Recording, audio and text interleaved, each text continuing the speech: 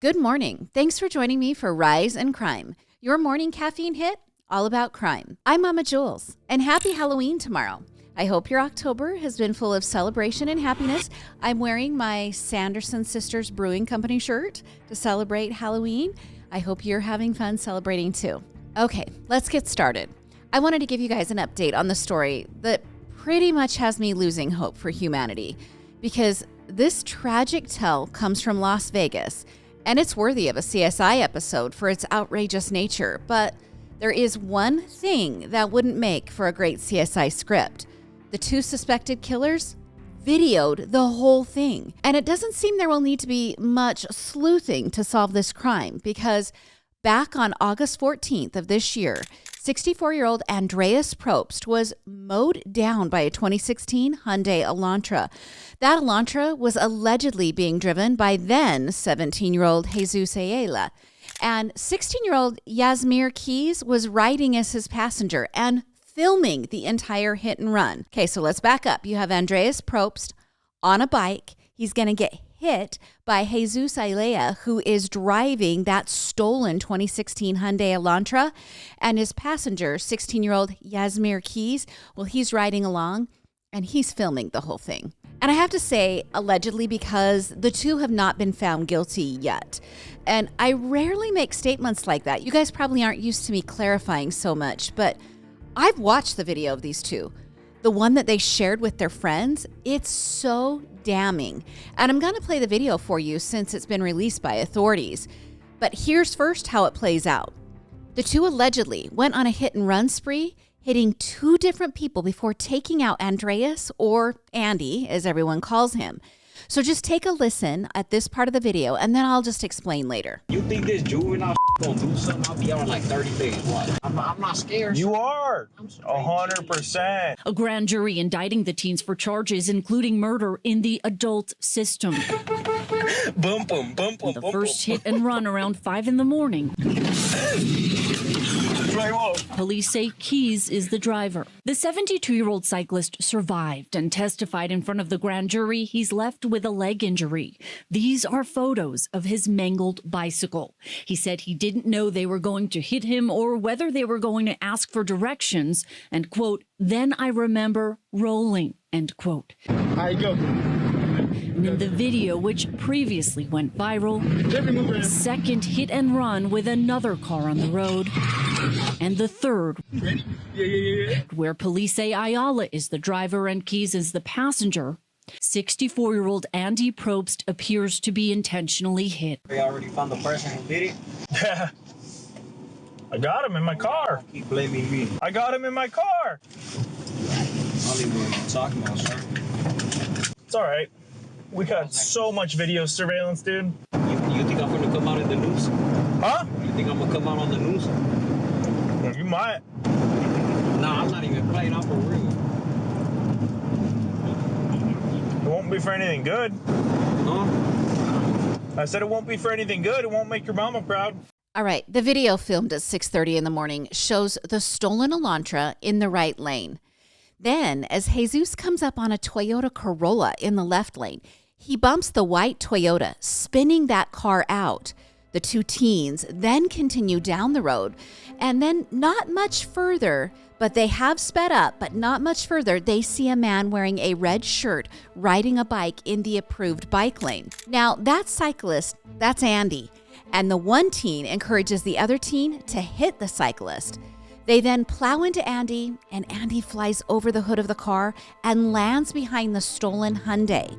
And the boys celebrate their accomplishment as the video camera spans behind them, and you can see Andy laying in the road. And then the video stops rolling. Now, this isn't all the two were involved in that morning. About an hour earlier, the roles were switched. Yasmir was driving and Jesus was riding passenger and filming.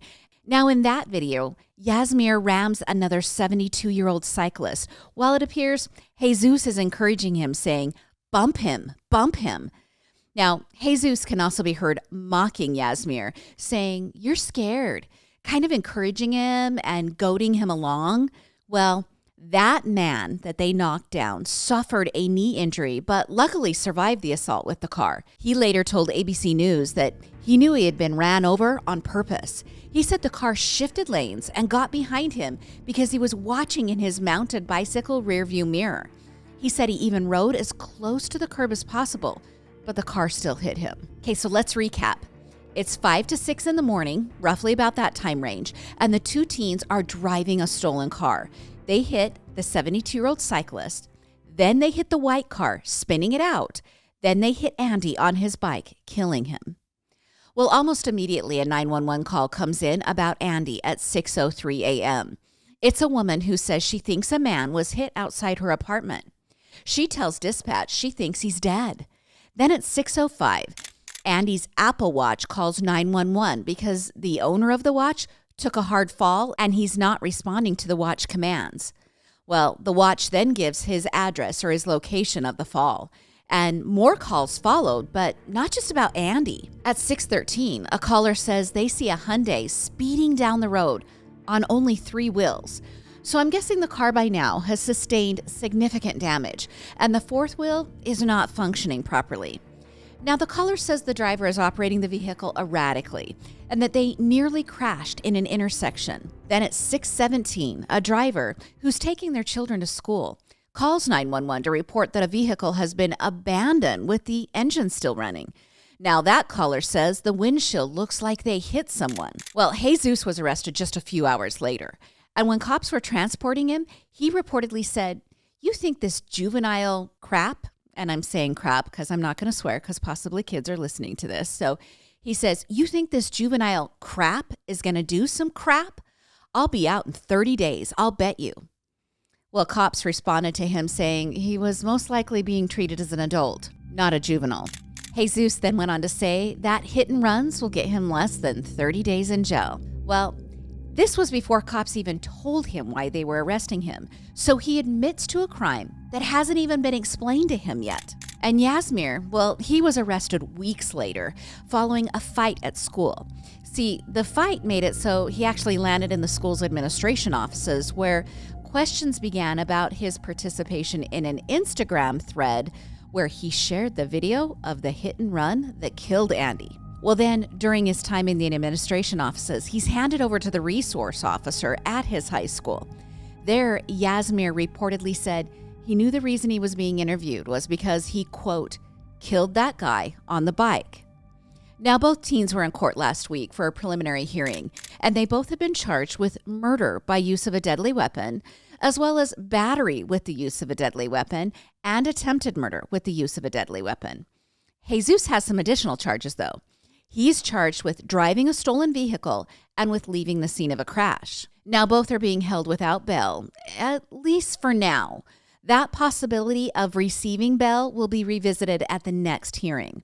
And the two have severed their cases, and Jesus has not waived his right to a speedy trial as of now, and Yazmir has asked that his trial be extended. Well, while in the courtroom on Tuesday, a Fox News camera caught the two laughing with each other. At one point, they shielded their faces with their hands so that the camera could not see them communicating back and forth, but it does appear they're giggling with each other. Then as they were let out of the court, the pair smiled at the family and then reportedly flipped them off. This according to Andy's daughter. So here's what she had to say about that after the hearing. Her name's Taylor, and this is what she told reporters. These guys did not even respect the court whatsoever.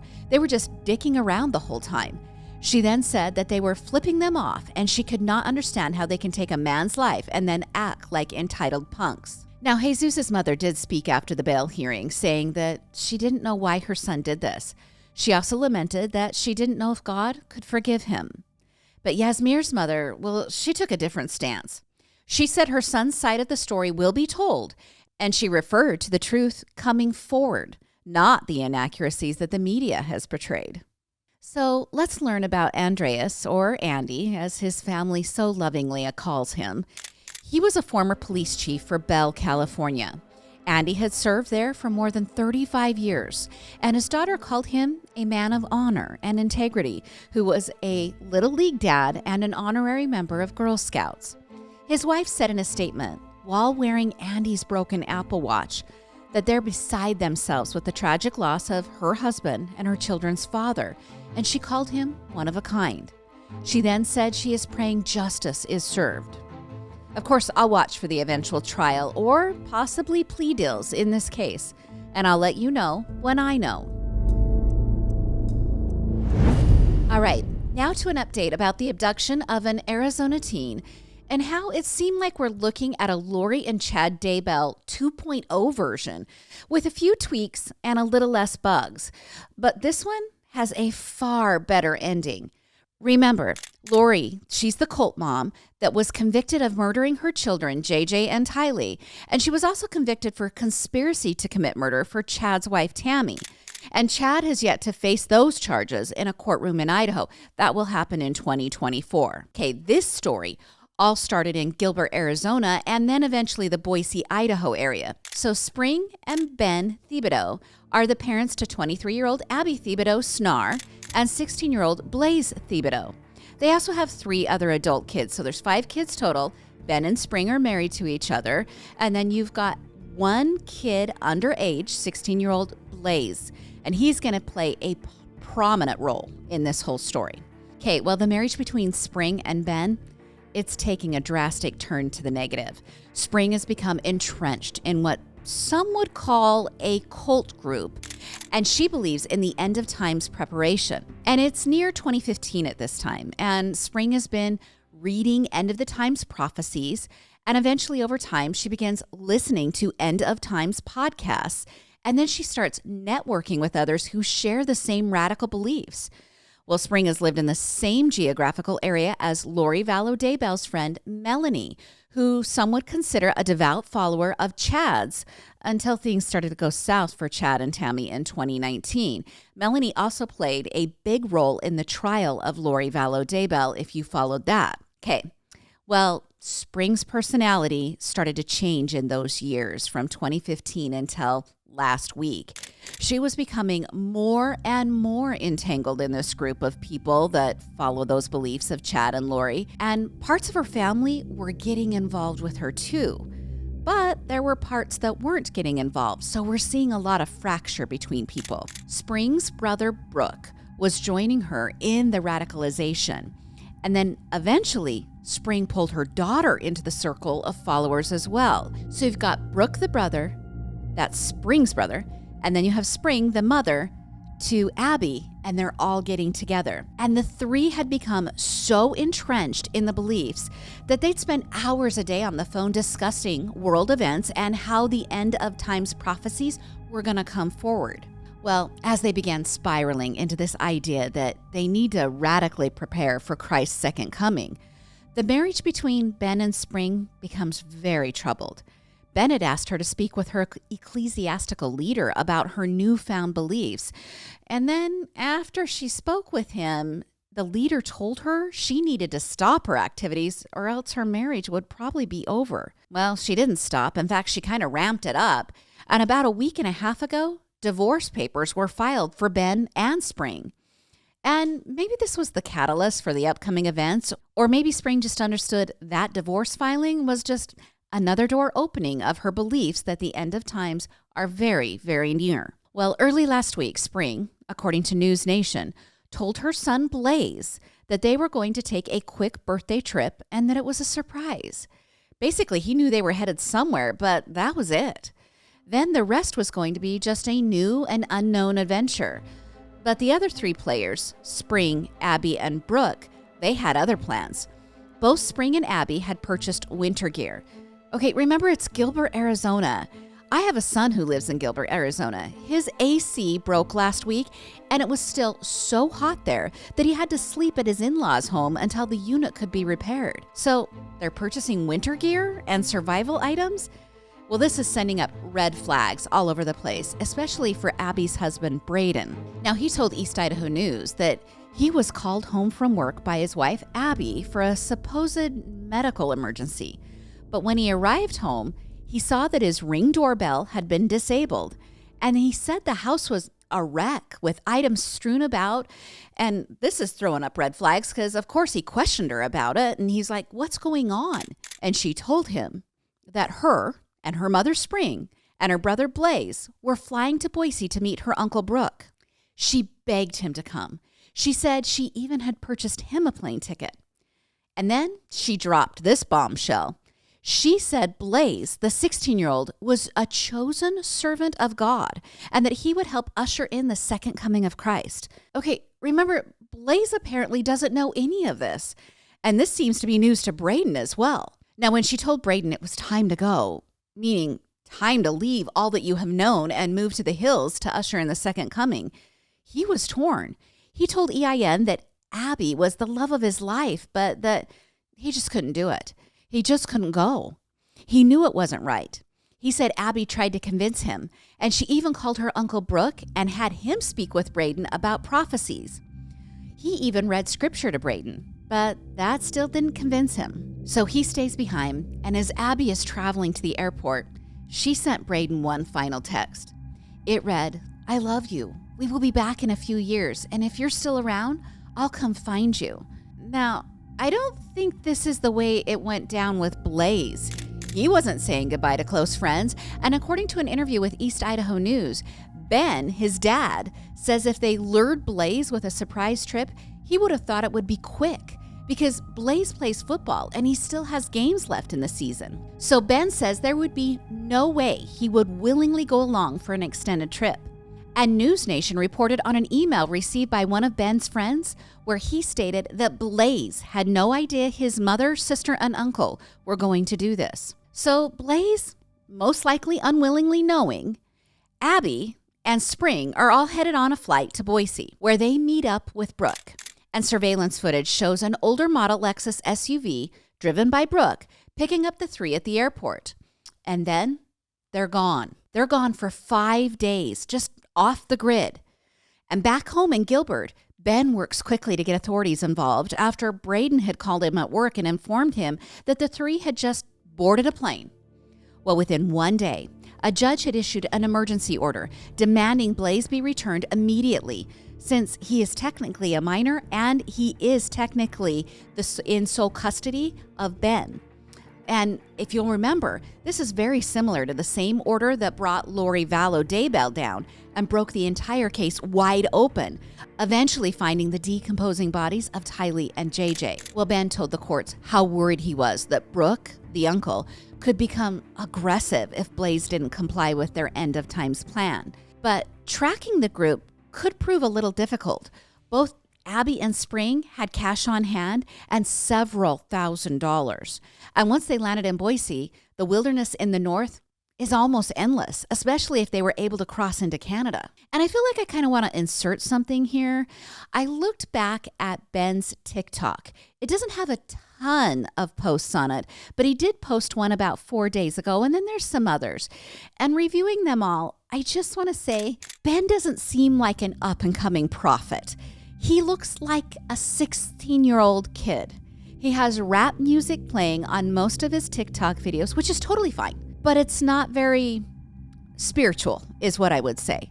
And he does post a couple of TikToks that show him in a Church of Jesus Christ of Latter-day Saints bathroom, to be accurate, but that's about it. So I'm not sure what kind of dreams and vision Abby and his mom were having, but they seem to think he's going to turn into a prophet, and I'm not getting that vibe at all from his TikTok. He's just a regular kid. And we haven't talked much about Brooke.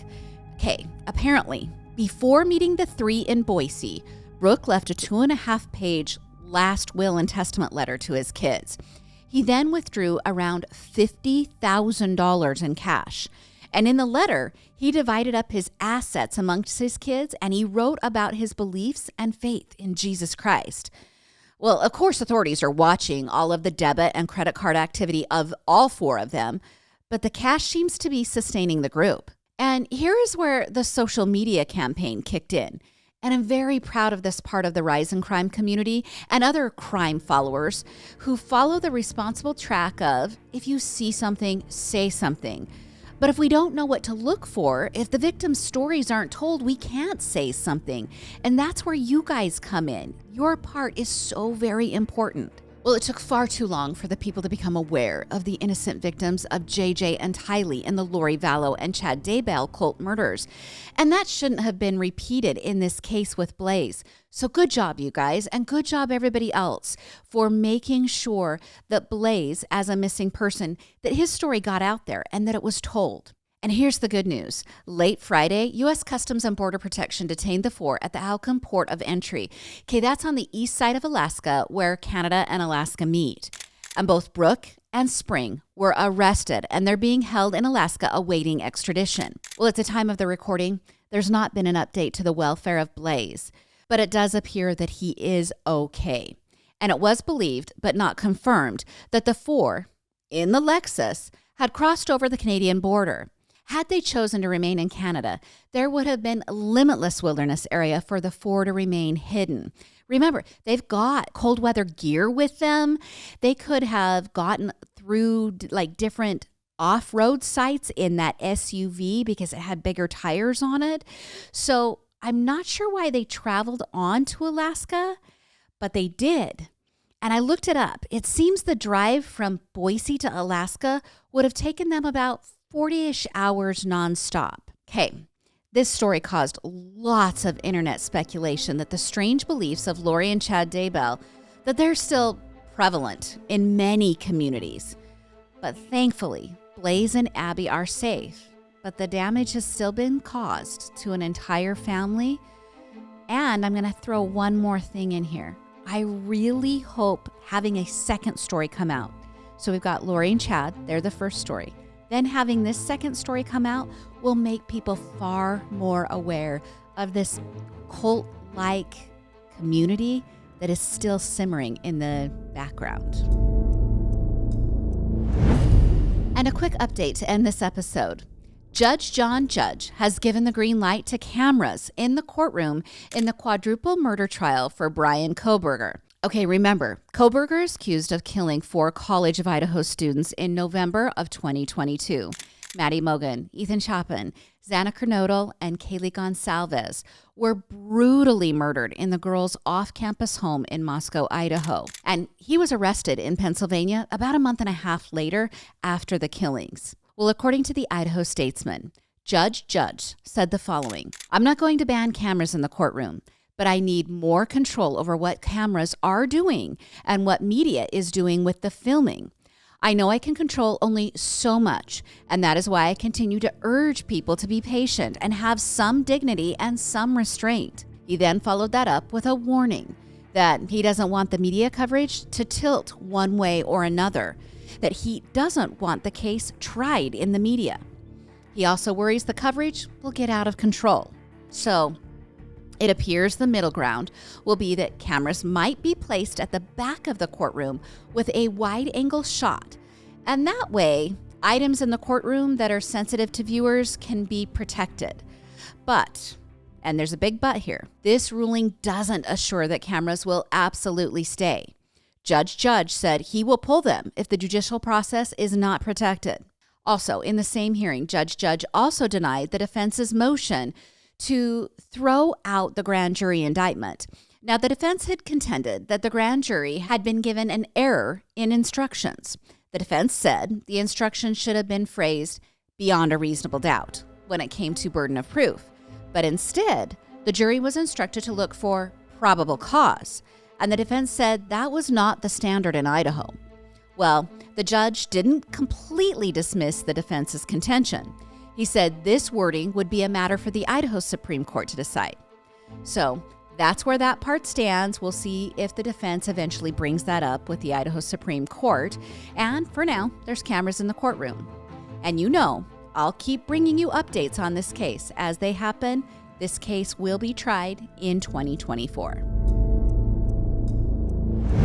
All right, that's your Monday episode of Rise and Crime. For all those who came to the Murder with My Husband live show last week, a big thank you. The audience was amazing and so kind. And remember, you can hear that episode on Patreon on Murder with My Husband. If you're a Patreon subscriber, you also get Rise and Crime and Binged included in that. And for those who were there, thanks for saying hi. And more importantly, thanks for loving my kids. We need more of that in this world. And if you're watching this on YouTube, please give the video a thumbs up And if you haven't rated the podcast yet, 5 stars would be beyond wonderful. Join me again on Thursday for more morning crime news. I'm Mama Jules. Happy Halloween, and keep safe out there.